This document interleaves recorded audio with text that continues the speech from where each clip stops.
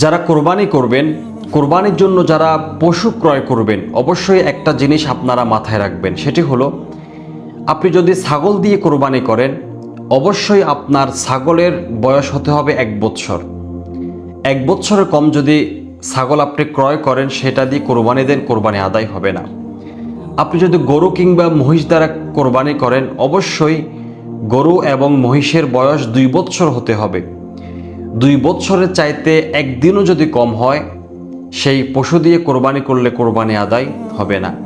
তেমনইভাবে কোনো ব্যক্তি যদি ওট দ্বারা কোরবানি করে, ওটের বয়স হতে হবে কমপক্ষে 5 বছর। 5 বছরের কম কোনো ওট দ্বারা কোরবানি করলে কোরবানি আদায় হবে না। আপনি ওট, গরু এবং মহিষের ভিতরে 7 শরিক পর্যন্ত নিতে পারবেন। ছাগল, ভেড়া, দুম্বা এগুলোর ভিতরে আপনি 1 শরিকে কোরবানি করবেন।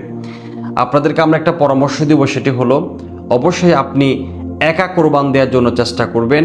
আপনি ভাগে কোরবান না দেওয়ার জন্য চেষ্টা করবেন, কারণ কোরবানি হচ্ছে একটি সেন্সিটিভ জিনিস।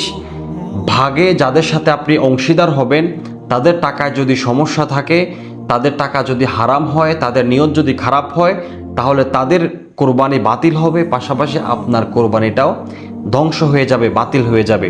সেজন্য আপনার যদি সামর্থ্য থাকে আপনি একাকে কোরবানি দিবেন, আর যদি আপনার সামর্থ্য কম থাকে আপনি গরুতে অংশীদার না হয়ে আপনি একটি ছাগল কিনে সেই ছাগলের ভিতরে আপনি একটা ছাগলকে আপনি জবাই করতে পারেন। একটা ছাগল দিয়ে আপনি কোরবানির ওয়াজিবটা আপনি আদায় করতে পারেন।